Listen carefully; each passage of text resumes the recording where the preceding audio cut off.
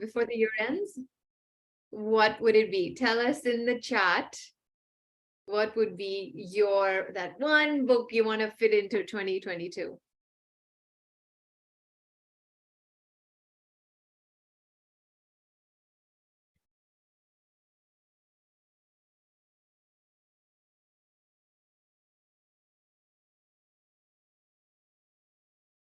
Deep work. I love deep work. We haven't discussed deep work as part of our book club, actually. That would be a great book for all of us to discuss. Like, there's just so much valuable information in there. My Life in Full, yeah, brilliant. That was a book we discussed earlier in the year. A Book of Light by Jerry Pinto, nice.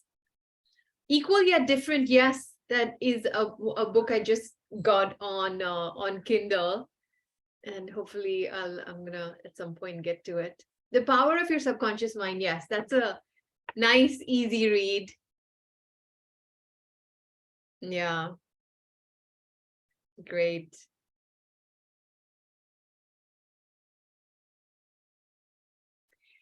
All right. Hopefully the others will join soon. I think in the interest of time, let us begin. So officially welcome everyone to the November edition of the Conscious Woman Book Club. This month, we are reading a very, very important book, which is Lies Our Mothers Told Us, The Indian Woman's Burden. So this is... we thought this would be a good book for all of us to read and discuss for various reasons. A, we want more female authors as part of the book club. We also want more female authors from all, we want to see diversity, female authors from all parts of the world. And we thought it would be important to discuss a book that covers important social issues that really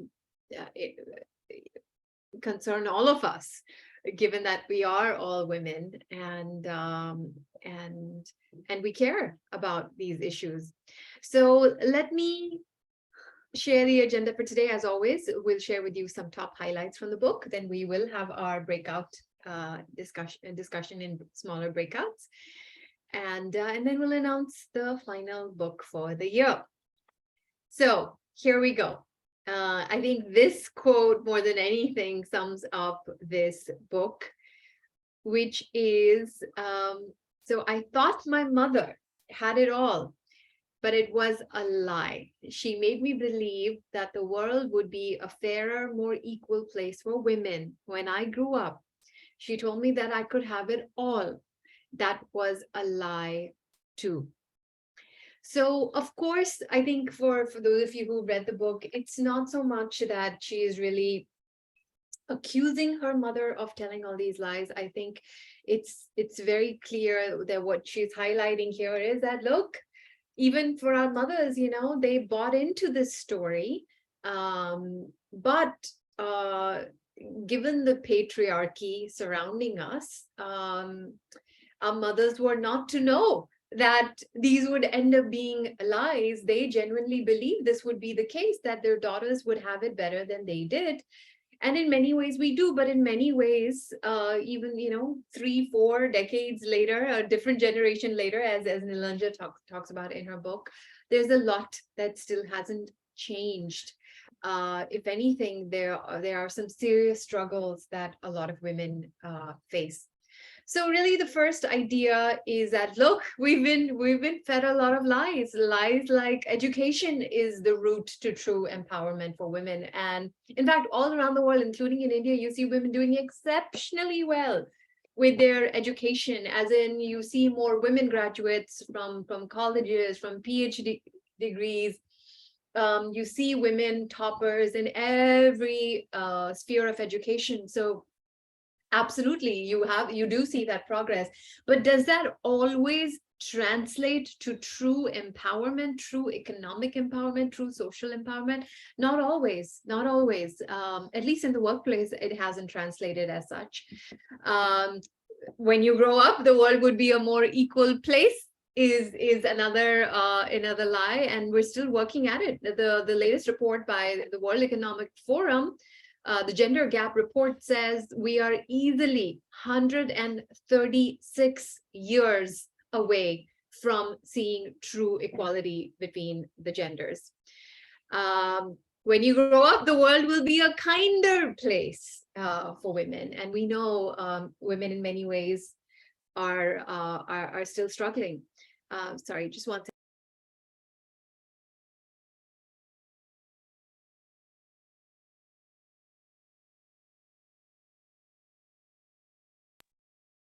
Right. So lies, lies, lies. So I think the first question for us to discuss in our breakouts would be, what were some of the lies you were told or you believed in growing up?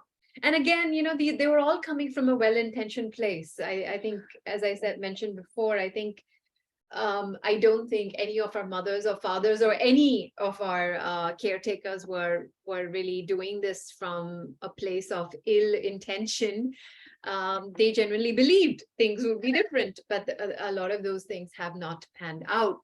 So that would be the first question to discuss in our breakouts.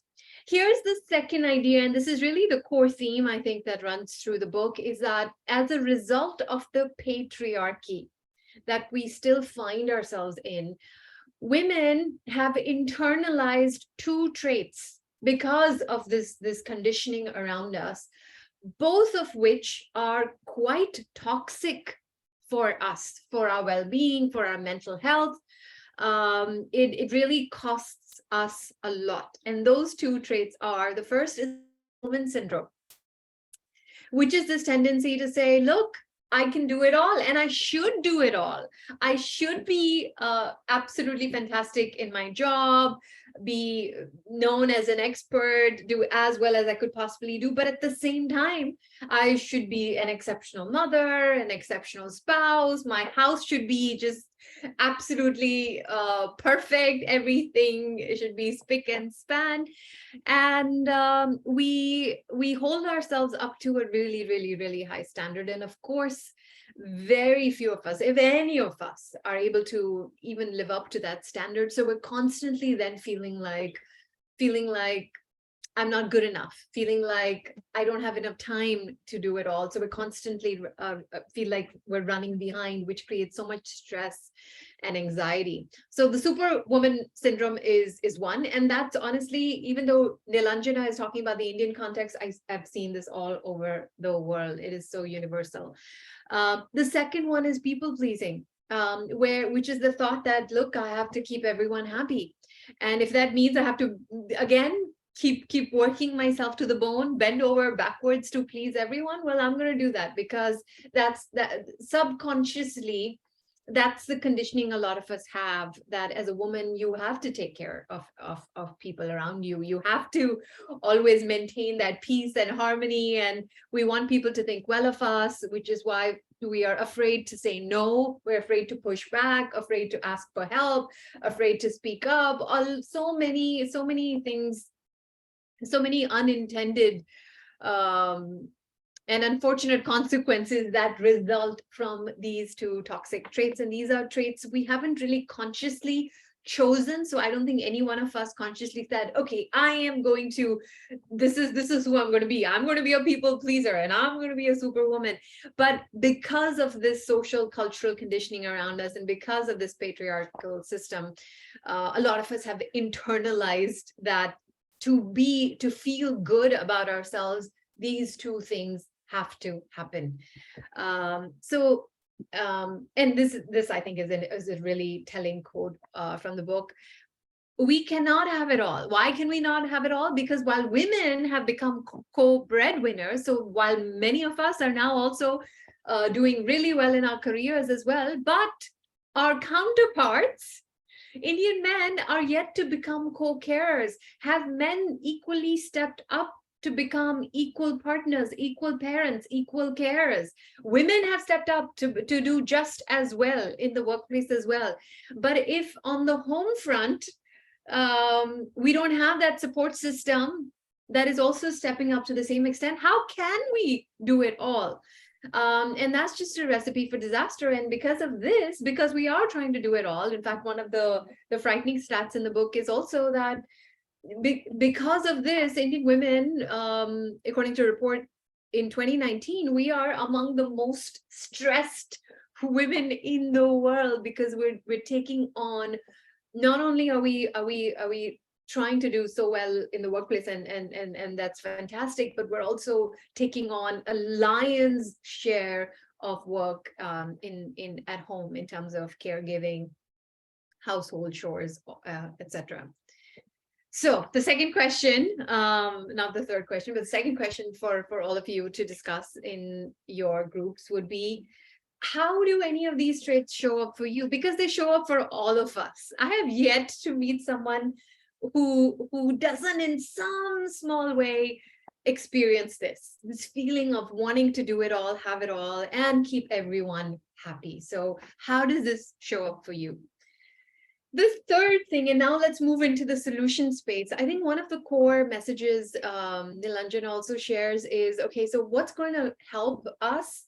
One of the things that will really help is if more of us start telling our stories, start talking about our experiences, instead of putting on this facade of, no, everything is perfect, and just creating this illusion that we do have it all under control. Let's just allow ourselves to be vulnerable and share our stories, because exactly as she does, she shares stories of so many women in all ages, all parts of the country, who are whose stories may be different in many ways, but are also the same in so many ways. And in fact, one of the things she does is she's so open and honest about the struggles within her own family. So she talks actually quite critically about her own father, for example. As she says here, my father's actions were focused on controlling my mother, not just physically, but also emotionally. And my mother's mind was always out of his reach. He was always scared that if he couldn't control her mind, he wouldn't be able to control her movements either. So he clamped down as hard as he could on her.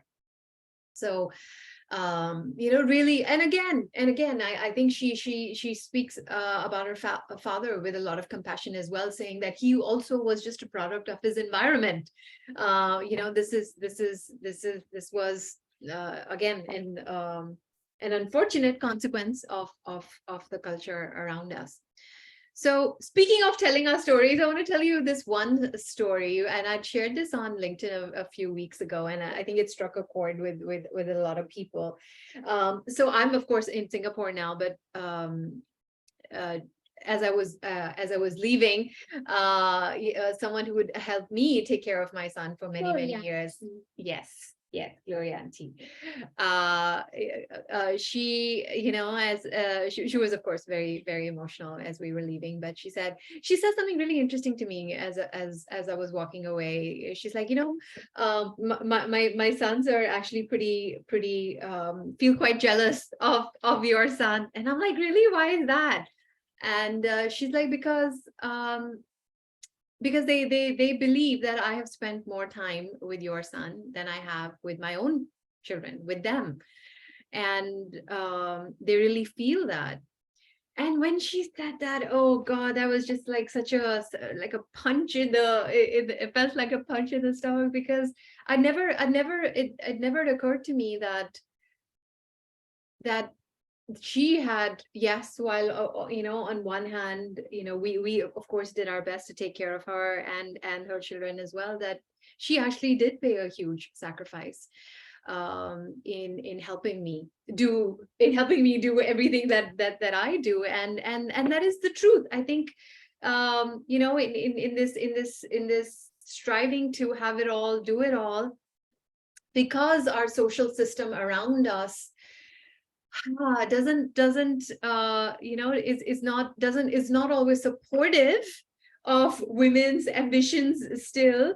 Other women pay a price, and it's unfortunate. And Nilanjana also talks a lot about this in the book, so which is why I really wanted to share this story as well, that we all pay a price. It doesn't matter what social class you're from, we all pay a price there are consequences for that patriarchy has for all of us. So the question here would be, let's really look at this from a perspective of solutions. And my question, I would love for all of you to share, what can we do? What can we do as women? What are some changes we can make with our families, our workplaces, the government, anything and everything? Really, it's open-ended. Any ideas that come to your mind in terms of what we can do, bring about positive changes in our own lives and the lives of other women around us, of all backgrounds, all economic strata, all intersections. What can we do? So that is the final question. Would love it when we put you in breakouts if you could assign a book fairy. So let's have the person with the shortest name in each group, please be the, just if you can volunteer to guide the discussion. And the discussion will anchor around these 3 questions. So what are the lies that you were told? Let's talk about the unhelpful traits that all of us have taken on. So how does Superwoman Syndrome and people pleasing show up for you? And let's also end on a more solution oriented and positive note, which is what can we do? What can we do to ease the burden of the Indian women, how can we ease our own burden? What are some changes that we can bring about in our own lives and the lives of others, so there is more equality? So that will be the 3 questions. Any questions or thoughts from anyone before we move into the breakout?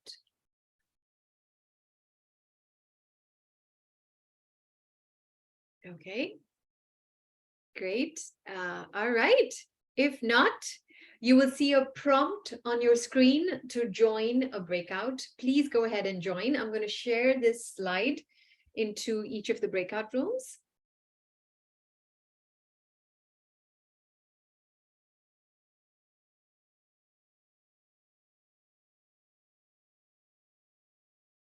Let's open this up. Let's open this up to some discussion.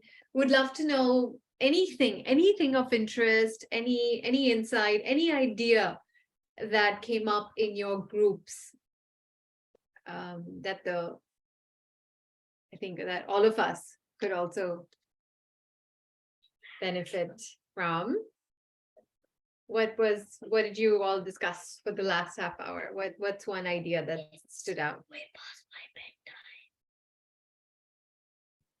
I think women have to be super strong to be able to break a lot of these barriers. I think that was the one thing that came away, that if you know who you are, it becomes easier to overcome where you grew up and how you grew up, and how do you get to that place where you're able to draw boundaries and prioritize and build your sense of self-worth. And then things usually tend to fall into place. I think that was one big learning for me. Yes, absolutely. I would think that being transparent with your spouse and having an honest conversation so that you build your trust and you explain the expectations and what you intend to do, how you intend to do, and you work together as a couple, as a family, and move forward. Like, for example, in my case, I was telling my group that some years ago, when I got a chance to go to Europe for a year for an assignment, my spouse left his job and he came along as a dependent. Right? And he left his male ego aside. He said that such opportunities does not come every day and you should grab it. Yes. So, right? So I think it's about that, of being open, having an honest conversation with your family, and then it becomes easier.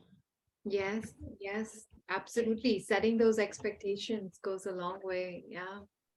And being transparent, as you said, about what you need, what are the areas where you need support, help, where you can support each other, because it's not just one way, it is 2-way. Yeah. I think one thing which we liked in our group is something that came from Rajati, Usha, Vijay, and Tanmay. Is we are women have always been looked up as caretakers, and we are really in this whole transitionary phase in which we are the generation which is into trying to give a balance, make a balance between work, family, Yeah. as well as other emotional needs. Yes. Now, how do we do that? In this, we need to be very careful in terms of uh, making right judgment on not burning ourselves up, but rather being more self-aware of what's happening, because the whole alertness is very important. Be it with your family, be it with your friend, and ask for help at the right time, Yes. and not really find that certain aspect is like uh, is like a taboo. Yes. For example, a child born and a nurse is taking care. Mm-hmm. It's not a taboo. Mm-hmm. It's already there, and if I'm doing that, it's not like I'm not capable enough to do it, but it's more of, and this is how we are going to make our next generation of women Mm-hmm. or female much more stronger as well. So this was something that came from our discussion. Yes. Yes. Yes. Yes. Because this journey continues, this struggle continues towards greater equality, and yes, even though we are seeing some progress in our own lifetimes, I think our daughters, the next generation, hopefully we can empower them to really make even bigger changes and prepare them for bigger changes. Yes. Yeah. Any other thoughts, questions? Bhavna, in my group, I think there was a friend. I must say, she was such a replica of me. Mhm. We seem to have same realizations at the end of the conversation. It felt like, wow, this is well. Long story short, I think it takes a little bit of a midlife crisis to kind of gain that sanity and realization that you got to take care of yourself first before you can go and change the world. For me, that was a big realization. And I'm so clear about now not really caring about what others think. I think that's the biggest realization that you will probably hit at some point in life, that I got to know what I want. And that's the most important thing. I don't care about what others think. Yeah. Starting with your own family first and then in your professional setup. And once you are clear about that, I think you start drawing those boundaries, starting with saying no to a few things that show up, automatically in our calendars. Simple things. Saying no to start with is the biggest win that I battle every day. And it gets only better.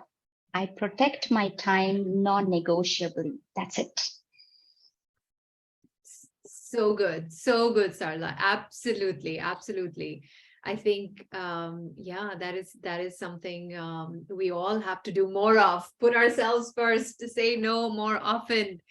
And you're right. I think with age, I've definitely seen that, which is, I think, definitely one of the positives of aging. You find you just develop greater appreciation and respect for yourself, for your time, and you're right, you and then you stop caring so much about what other people think. You start caring more about the value of your own time, your own priorities, which of course involve other people as well. It's not about being selfish, but it is about, yes, giving to yourself first. Otherwise, the opposite, we've seen what can happen with the opposite, in terms of leading to greater stress and burnout, which doesn't really help any of us. So such beautiful thoughts. I'm so glad we got to discuss this book, because this was an important discussion for all of us have, because I know each and every one of you is on this journey where you want to consciously make better choices for yourself, and you want to support others to also make these conscious choices that help them help other women, and of course others as well live better. So I think this book is a great great discussion and eye opener for that. All right, so a couple of announcements. One announcement in particular, which is our final book club meetup for the year in December. And maybe just a quick, maybe just give me a quick yes in the chat. Because it's year end, we usually have our meetups on the last Friday of each month, but because it's going to be the holidays, Christmas and year end next month, so we thought we would move up the book club date to December 22nd, because December 23rd and on, I know all of you are going to be, I hope all of you are going to be on some kind of vacation or just at least just taking time off. So we thought we would have our last meetup on December 22nd. Does that work for all of you? Just give me a quick thumbs up if it does, or a yes in the chat. Okay, brilliant. All right, so on that note, let me announce the book for next month. This is a worldwide bestseller, and for all the right reasons. And we wanted to save this book for the absolute end of the year, because I think this book has so many powerful lessons for each of us. And I think especially at the end of the year, when most of us are usually in that reflective phase and we're looking back at our lives and our careers and thinking about, okay, what next? What more can I do? How can I continue to grow and live and lead more consciously? I think this book has lots of powerful lessons for all of us. So without further ado, let me reveal the book for December. It is Man's Search for Meaning by Viktor Frankl. A brilliant, brilliant book. And not a very long book either. So I think it should be easy enough for us to read. And will definitely add so much value to all of us. Great. I'm glad so many of you agree that this is a good choice. So really excited to read this and discuss this for all of you. Yeah, even for me, I think I would be reading this again, and I'm looking forward to reading it again, because it's one of those books you have to keep coming back to. You have to just, I mean, there's so much depth in some of these ideas. You have to keep coming back to it. So I'm looking forward to reading this. All right, excellent. Okay, and we will announce the winners, the 5 winners who will get a copy of Man's Search for Meaning over email. So we'll look out in your inbox. You may be one of the winners. And finally, 2 things. One is, Shreya, whenever you get a chance, just share. If you're not part of our WhatsApp group, please join the WhatsApp group. It'll just be easier for you to get updates. So you have the link in the chat. If you're not part of our group, please go ahead and join. And finally, yeah, group picture. We haven't done a group picture. I haven't had a chance to do a group picture with all of you in a while. So if you feel comfortable, please come on camera and show us your lovely faces. So we can capture this lovely moment. All right, nice. So lovely to see you all. Okay. All right, here we go. We're going to make a heart. Korean heart is usually our thing. Okay, here we go. 1, 2, and smile. Excellent. Yay. Awesome. Great discussion, everyone. Thank you so much for joining us. Have a lovely weekend, and we'll see you all soon. We'll see you next month when we discuss Man's Search for Meaning. All right. Thank you. Thank you. Happy weekend to everyone. Thank you so Bye-bye. much. Bye-bye. Thank you. Take care, everyone.